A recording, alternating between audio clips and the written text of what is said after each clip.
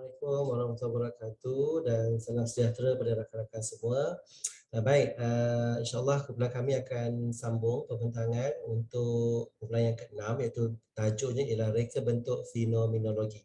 Okay, jadi kami ada 4 orang ahli kumpulan iaitu saya sendiri Muhammad Syahrin dan rakan saya Salvin Tarash, Chan Anki dan juga Dawanya. Baik, jadi untuk perbincangan kumpulan kami, insyaAllah semua rakan-rakan akan membentangkan. Okey, untuk tajuk 1.0 dan juga 2.0 akan dibentangkan oleh Savin Tarash. Kemudian 3.0 dan 4.0 saya. Bahagian kedua, contoh-contoh artikel akan disampaikan oleh Dawanya dan juga Chan. Okay, jadi minta rakan-rakan semua tonton dan dengar, boleh ambil apa-apa maklumat yang mungkin dirasakan penting, boleh tambah input, andai kata terkurang mohon maaf, sama-sama kita belajar, kalau ada soalan nanti boleh kita bincang bersama-sama. Okey, selamat menonton semua. Assalamualaikum warahmatullahi wabarakatuh. Fenomenologi. Kaedah ini lebih kepada perkara-perkara subjektif yang melibatkan peserta tentang perkara yang dikaji. Sebagai contoh, apabila kita melihat kalau kajian yang melibatkan PDPR, katakanlah pesertanya ialah guru dan juga pelajar. Kita mengkaji keberkesanan PDPR dalam kalangan guru dan pelajar. Apabila kita menggunakan kajian soal selidik, iaitu secara kuantitatif, kita akan memberikan beberapa soalan. Dan soalan itu semuanya kita boleh cakap right and, iaitu peserta hanya menjawab soalan-soalan yang tertera dalam kajian soal selidik itu. Tetapi apabila kita hendak mengetahui secara lebih mendalam bagaimanakah pelaksanaan PDPR itu memberikan motivasi ataupun apakah punca motivasi, apakah punca turunnya motivasi seorang guru untuk mengendalikan kelas PDPR, kita boleh tahu melalui kaedah fenomenologi. Bagaimana? Mari kita lihat. Menurut Miolog 2001, pengkaji dalam pandangan fenomenologi berusaha memahami erti peristiwa dan kait-kaitnya terhadap orang-orang yang berada dalam situasi-situasi tertentu. Baiklah, apa yang kita boleh faham? Pengkaji-pengkaji ini, apabila kita nak gunakan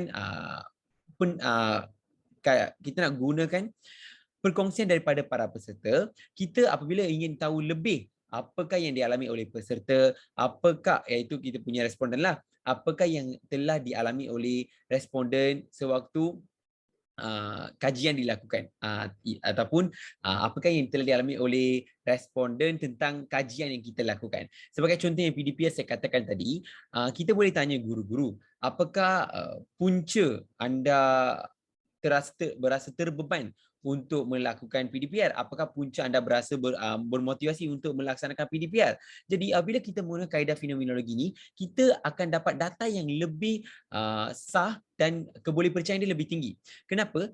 Kita daripada menggunakan kaedah kuantitatif, bukan saya buatkan perbandingan, kaedah kuantitatif kita boleh dapat maklumat, ya betul. Tapi apabila kita menggunakan kaedah fenomenologi ini, kita boleh come out dengan data triangulasi. Di mana data triangulasi ini contohnya kajian kita nak melihat keberkesanan PDPR.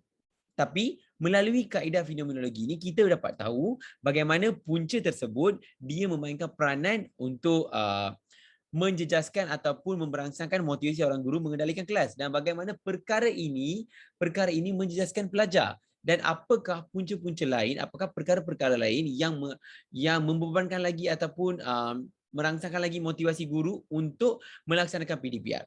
Jadi fenomenologi ini oleh sebab dia lebih kepada perkara yang subjektif dan pengalaman seseorang responden yang berbeza, kita boleh memahami secara lebih terperinci tentang kaedah, tentang kajian kita. Apabila kita tengok, mari kita tengok yang kedua. Menurut Alase 2017, fenomenologi adalah sebuah metodologi kualitatif membolehkan pengkaji menerapkan, mengaplikasikan kemampuan subjektif interpersonal dalam proses pengkajian. Seperti yang kita semua sedia maklum, setiap orang responden latar belakang mereka berbeza. Jadi, kalau kita memahami apakah yang telah dialami oleh responden tentang kajian kita, apabila kita membuat wawancara, kita membuat site visit, kita pergi menemu bual mereka dan kita mengetahui lebih tentang mereka, ataupun kita tengok dokumentari yang berkaitan dengan guru, dengan PDPR, benda semua, kita akan dapat tahu secara terperinci. Kita boleh fahami inilah perkara-perkara yang telah dialami oleh mereka secara lebih mendalam. Jadi fenomenologi ini akan memberikan pandangan lebih mendalam, okey, dalam kajian kita. Okey. Bila kita tengok ciri-ciri khusus reka bentuk fenomenologi ini lebih unik. Okey, kenapa saya berkata demikian?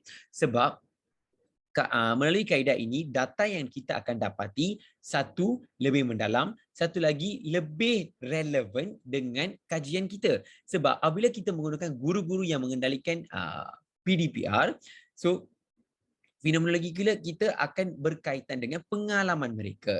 Apakah punca atau kesan yang berkaitan dengan mereka dalam kajian ini. Terdapat beberapa reka bentuk penyelidikan kualitatif yang ingin saya kongsikan di sini. Etnografi. Etnografi ini bermaksud kajian yang lebih berfokus pada sesebuah budaya, sekumpulan kecil. Katakanlah kita fokus hanya pada pelajar. Bagaimanakah kita tanya, bagaimanakah isu yang berkaitan dengan PDPR ini menjejaskan motivasi anda untuk teruskan belajar. Kalau kita tengok etnografi ini, kita fokuskan pada satu kumpulan sahaja. Okey, kalau pensejarahan bermaksud kita mendapatkan pandangan-pandangan responden tentang perkara yang telah berlaku. Okey, sebagai contoh yang kita boleh gunakan tentang pelaksanaan peperiksaan PMR sebelum ini. Jadi sebabkan benda itu sudah menjadi sejarah, kita boleh mengkaji semula perkara yang sudah lepas. Selalunya pensejarahan ini digunakan dalam kajian yang berbentuk agama. Okey, kajian kes. Kajian kes ni sesuatu yang sangat subjektif di mana kita akan mendapat banyak maklumat melalui sebuah kajian. Sebagai contoh, kita mengkaji tentang budaya sekolah. So, budaya sekolah ni kita ambil sebuah sekolah, kita mengkaji budaya sekolah tersebut, kita boleh dapat pelbagai maklumat tentang budaya sekolah itu tersendiri. Fenomenologi ini akan saya terangkan. Grounded theory. Grounded theory ini bermaksud kita memulakan kajian ataupun penyelidikan kita berdasarkan teori-teori yang memang sudah wujud. Teori-teori yang sama waktu dengannya. Katakanlah teori yang negatif tentang PDPR. Jadi kita menggunakan teori-teori negatif itu untuk melaksanakan kajian kita. Okey, naratif dilebih kepada penceritaan. Okey, pemahaman pengkaji melalui penceritaan yang telah direkodkan. Jadi bila kita bandingkan dengan semua ini, fenomenologi ini lebih subjektif dan lebih berkait dengan orang-orang yang terlibat dalam kajian. Bila kita lihat, sebab kita akan pergi duduk, kita akan mengetahui secara lebih mendalam apakah yang telah dialami oleh mereka, apakah perasaan mereka, apakah perkara yang memang perlu diberikan penekanan apabila kita melakukan sebuah kajian tersebut. So, jadi ini adalah ciri-ciri khusus reka bentuk fenomenologi. Okey, baik. Assalamualaikum warahmatullahi wabarakatuh dan selamat malam kepada Dr. Zamri, rakan-rakan, seterusnya tuan-tuan dan puan-puan sekalian. Baik, saya akan sambung kepada perbincangan untuk kumpulan kami iaitu reka bentuk fenomenologi untuk yang seterusnya iaitu 3.0 prosedur kutipan data. Baik, secara umumnya untuk prosedur kutipan data menggunakan reka bentuk fenomenologi, kebanyakan pengkaji menggunakan ataupun memilih kaedah wawancara untuk mereka mengumpul data. Apatah lagi, fenomenologi ini merupakan salah satu reka bentuk yang menggunakan pengalaman sebagai kaedah utama untuk pengkaji mengumpul data. Jadi wawancara dipilih sebagai teknik utama yang membantu pengkaji untuk mendapatkan maklumat terutama untuk menjawab kepada persoalan ataupun kajian ataupun objektif kajian yang mereka nak kaji. Okey, cuma di sini saya nak beri penekanan proses wawancara ini sebaiknya dirakam supaya maklumat yang mungkin kita tertinggal boleh kita lihat ataupun tonton semula. Pada masa yang sama, pengkaji sangat digalakkan untuk mengumpulkan data yang mereka peroleh menggunakan teknik-teknik yang lain seperti pemerhatian, dokumentasi dan juga kajian kes. Okey, baik. Okey, seterusnya, Creswell dan juga Paul telah mencadangkan 8 langkah ataupun 8 prosedur yang boleh kita gunakan semasa kita menggunakan reka bentuk fenomenologi. Yang pertama ialah memastikan bahawa isu itu sesuai menggunakan reka bentuk ini. Yang kedua ialah kita boleh mengenal pasti dan menerangkan fenomena yang kita nak kaji. Yang ketiga ialah membanding beza dan menentukan mungkin ramalan ataupun andaian-andaian yang mungkin kita akan peroleh menggunakan pendekatan ini ataupun menggunakan reka bentuk ini. Yang keempat, kita akan mengumpulkan data menggunakan pengalaman yang sesuai dengan fenomena yang ingin kita kaji melalui wawancara yang lebih mendalam. Okay, biasanya di sini pengkaji akan menggunakan wawancara yang menggunakan semi structured ataupun soalan utama kita beri, kemudian untuk kita dapatkan maklumat-maklumat tambahan kita akan korek berdasarkan kepada apa yang diberikan oleh responden. Okey, satu soalan utama, kemudian untuk soalan seterusnya kita akan dapatkan berdasarkan kepada jawapan daripada responden itu, ya. Okey, yang kelima, kita akan rumuskan tema berdasarkan kepada maklumat yang kita peroleh. Yang keenam, maklumat akan dipaparkan sama ada dalam bentuk teks ataupun dalam bentuk structure ataupun grafik ataupun gambar. Kita membuat rumusan dengan melaporkan dapatan daripada fenomena yang kita nak kaji. Akhirnya, satu bentuk laporan bertulis akan kita sediakan. Okey, seterusnya yang keempat ialah kaedah kita menganalisis data. Baik, kita tahu bahawa fenomenologi ini merupakan antara reka bentuk yang digunakan dalam pendekatan kualitatif. Jadi memang banyak kaedah yang digunakan oleh pengkaji untuk menganalisis data. Jika mereka menggunakan kaedah wawancara, pengalaman, pendapat dan juga dokumentasi ini. Jadi dua kaedah yang kami pilih untuk kumpulan kami. Yang pertama ialah kaedah analisis data, model analisis data interaktif Miles and Huberman. Okey, di sini mereka memperkenalkan tiga langkah utama semasa menganalisis data kualitatif ini. Yang pertama ialah reduksi data ataupun kita saring data yang kita peroleh daripada maklumat yang banyak tadi, kita saring, kita pilih supaya benar-benar data itu valid untuk mencapai persoalan dan juga objektif kajian. Kemudian kita buat, di sini disebut penyajian data. Maksudnya ialah kita persembahkan data dalam bentuk grafik ataupun dalam bentuk gambar supaya kita mudah faham apa yang disampaikan oleh responden tadi. Akhirnya kita buat kesimpulan berdasarkan kepada maklumat yang banyak kita peroleh daripada wawancara tersebut. Okey. Kemudian yang kedua ialah kaedah analisis tematik. Okey, kaedah ini diperkenalkan oleh Brown and Clark 2006. Pada saya kaedah ini merupakan penambahbaikan daripada kaedah yang sebelum inilah. Jadi untuk kaedah ini Brown and Clark telah mencadangkan 6 langkah pendetailan daripada yang diperkenalkan oleh pakar sarjana sebelum tadi, ya. Okey, 6 langkah ini apa? Yang pertama ialah kita kena biasakan dengan data itu. Biasakan ni maksudnya daripada data yang kita peroleh daripada wawancara, daripada apa yang kita dengar, daripada apa yang kita perhatikan tadi, kita pastikan bahawa data itu benar-benar realistik dan juga sesuai, relevan dengan tajuk kajian kita. Akhirnya kita akan bina kod, generate initial code. Kod ni maksudnya ialah kita akan peroleh banyak maklumat daripada wawancara. Kita tanya banyak, jawapan pun ada pelbagai. Jadi kita akan listkan, kita akan senaraikan jawapan-jawapan respondents.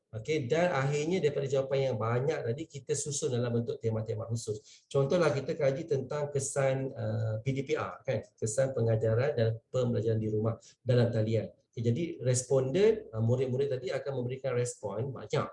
Kesan dalam jawapan dia akan diberikan kesan, faktor, kan, langkah-langkah. So semua itu diberikan secara spontan, berkecamuk maklumat. Jadi kita kena saring ataupun kita kena susun maklumat dalam bentuk tema-tema tertentu. Contoh, asingkan faktor, kemudian asingkan kesan, macam tu, ya. Kemudian kita review semula tema-tema tadi adakah sesuai ataupun tidak, dan kita define. Defining maknanya kita tentukan terus tema tersebut. Contohnya kita mengkaji faktor. Okey, bila faktor ni, faktor ibu bapa, faktor sekolah, kan, contoh, ataupun kita mengkaji kesan.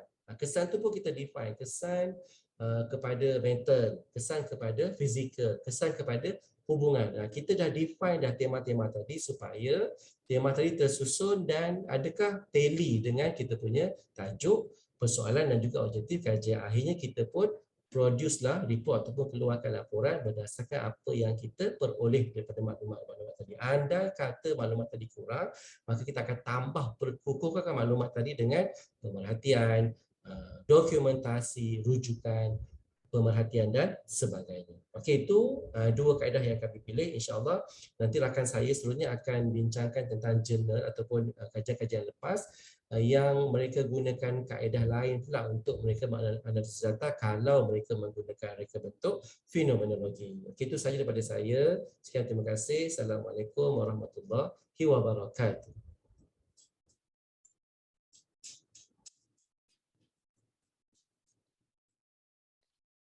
Selamat sejahtera. Seterusnya saya akan terangkan bahagian 2 iaitu contoh-contoh kajian. Baiklah, ini merupakan contoh artikel yang dicari oleh kumpulan kami. Artikel 1 dan artikel 2 berasaskan dari dalam negara, manakala artikel 3 berasas dari luar negara. Seterusnya, berikut adalah ringkasan contoh-contoh kajian. Ringkasan kajian ini terbahagi kepada beberapa bahagian iaitu terdiri daripada nama pengaji, tajuk kajian, URL artikel, objektif kajian dan persempulan kajian.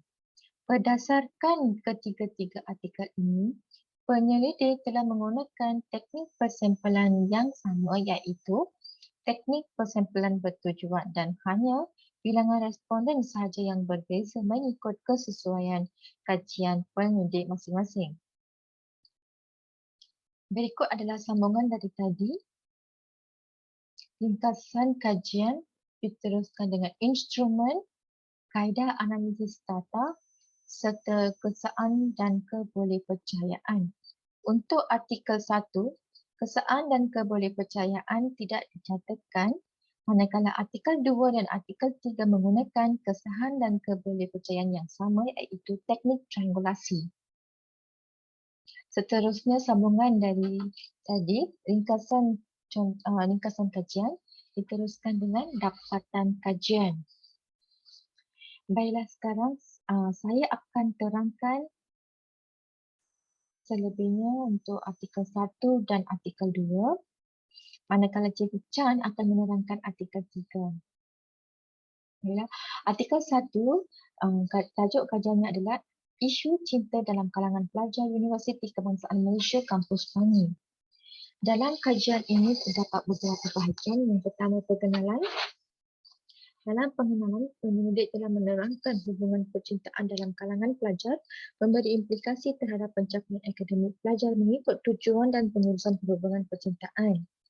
Seterusnya, pada bahagian objektif kajian, berfokus kepada mengenal pasti kesan daripada percintaan. Seterusnya, instrumen kajian yang digunakan pakai oleh penyelidik adalah kaedah temu bual separa struktur iaitu bersifat fleksibel mengikut keadaan peserta kajian.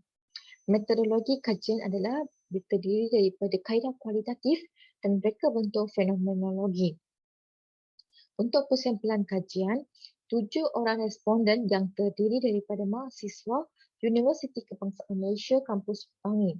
Dan teknik persempulan bertujuan adalah digunakan untuk memilih peserta kajian tersebut. Bagi pengumpulan data, penyelidik telah menggunakan temu bual untuk mengumpul data dan data yang dikumpul dianalisis melalui analisis tematik iaitu terdiri daripada 5 tahap. Yang pertama, membiasakan diri dengan data. Yang kedua, menghasilkan kod awal. Yang ketiga, mencari tema. Yang keempat, mengaji tema. Dan yang kelima, mentakrif dan menamakan semula tema. Berdasarkan hasil daripada kajian ini, penyelidik telah mendapati cinta dalam kalangan pelajar Universiti Kebangsaan Malaysia ini memberi kesan terhadap yang pertama, pengurusan masa yang tidak cekap. Yang kedua, pengurusan emosi yang tidak profesional. Yang ketiga, pengurusan kewangan yang tidak terkawal. Dan keempat, kesan terhadap isu kepercayaan. Seterusnya adalah artikel yang kedua. Artikel yang kedua, tajuk kajiannya adalah kaedah humor dalam pengajaran oleh guru bahasa Melayu di sekolah rendah. Dalam kajian ini juga telah dibincangkan dalam beberapa subtopik, antaranya adalah pengenalan. Dalam pengenalan, penyelidik telah menerangkan kaedah humor adalah suatu aktiviti pembelajaran yang menyeronokkan serta pendekatan didik hibur. Selain daripada itu, penyelidik juga menekankan kaedah humor adalah satu elemen utama dalam konsep pembelajaran. Dengan sokongan Amin Seni serta selaras dengan konsep program transformasi sekolah TS25 yang dihasil oleh Kementerian Pendidikan Malaysia. Objektif kajian ini adalah berfokus kepada meneroka kaedah humor dalam pengajaran guru bahasa Melayu di sekolah rendah. Instrumen kajian yang diguna oleh penyelidik adalah membuat suara berstruktur, rakaman audio pengajaran analisis dokumen rendah. Untuk metodologi kajian, kaedah kualitatif digunakan dan rekod bentuk fenomenologi. Untuk persampalan kajian, terdiri daripada 4 responden dan juga responden dipilih melalui teknik persampalan bertujuan. Bagi pengumpulan data, temu bual, rakaman audio pengajaran dan analisis dokumen rasmi dan tidak rasmi digunakan untuk mengumpul data. Data yang dikumpul dianalisis melalui analisis tematik iaitu berasaskan 3 tema. Yang pertama, kaedah humor secara komunikasi, kaedah humor menggunakan bahan dan ketiga, kaedah humor secara variasi pengajaran. Okey, seterusnya dapatan kajian menunjukkan 3 tema bersesuai dan wujud antaranya adalah kaedah humor secara berkomunikasi yang terbahagi kepada 2, lisan dan bukan lisan. Lisan seperti bercerita dan penyertaan secara spontan semasa sesi pengajaran. Manakala bukan lisan adalah seperti ekspresi muka. Bagi kaedah humor secara bahan, terbahagi kepada 2 juga iaitu grafik dan bukan grafik. Grafik seperti kad imbasan dan lukisan, bukan grafik seperti alat teknologi, petikan syair, permainan bahasa dan lirik lagu. Seterusnya bagi kaedah humor secara variasi pengajaran adalah terbagi kepada 2 juga, jenis statik dan jenis tidak statik. Kedua-dua kaedah ini melakukan humor berdasarkan aktiviti didik hibur. Okey, baiklah, saya teruskan dengan contoh artikel yang ketiga dengan objektifnya menganalisis motif ibu bapa memuat naik gambar anak di Instagram. Kajian ini merupakan kajian luar negara yang menggunakan 10 orang responden dengan purposive sampling. Kajian ini juga telah menggunakan teori fenomenologi Alfred Schutz, di mana motif Schutz telah dibahagikan kepada 2, iaitu motif untuk dan motif sebab. Motif membawa maksud tindakan yang dilakukan oleh seseorang individu. Maka dalam konteks kajian ini, motif untuk ialah tindakan demi masa hadapan yang mempunyai tujuan yang telah ditetapkan. Manakala motif sebab ialah tindakan masa lalu, iaitu tindakan yang diambil oleh seseorang individu mesti mempunyai sebab dari masa lalu apabila dia melakukannya. Maka berdasarkan dapatan kajian artikel yang ketiga ini, motif untuk telah dibahagikan kepada 3. Yang pertama, keinginan ibu bapa menjadikan anak-anak mereka dikenali orang ramai, perkongsian ibu bapa dan kenangan ibu bapa. Manakala motif sebab telah dibahagikan kepada 2, iaitu pengalaman tentang album foto dahulu serta gangguan dan batasan teknologi yang ada pada ibu bapa. Maka secara kesimpulannya, ketiga-tiga contoh artikel itu telah menggambarkan pengkaji ingin memahami apa yang akan dilakukan dari sudut pandangan orang pertama. Misalnya, apakah yang aku rasakan sekarang? Apakah yang sedang kufikirkan? Maka ia merupakan percubaan untuk memahami kesedaran seperti yang dialami dari perspektif responden. Secara kesimpulannya, fenomenologi menghuraikan pengalaman manusia seperti yang dialaminya melalui pemikiran, imajinasi, emosi, keinginan dan sebagainya. Baik, bagi rakan-rakan yang ingin membuat penyelidikan dengan menggunakan reka bentuk fenomenologi, kumpulan kami mengesyorkan beberapa buah buku kepada anda. Terutamanya buku pertama di sebelah kiri anda.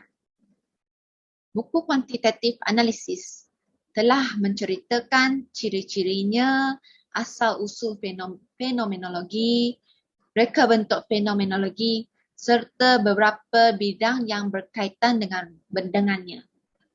Manakala dua buah buku di sebelah kanan anda adalah diterangkan secara lebih umum dan berfokus kepada reka bentuk kajian kualitatif. Maka itu saja, sekian saja dari kumpulan kami. Seterusnya kami akan membuka kepada sesi soal jawab kepada sesiapa yang ingin bertanya soalan kepada kumpulan kami. Dipersilakan.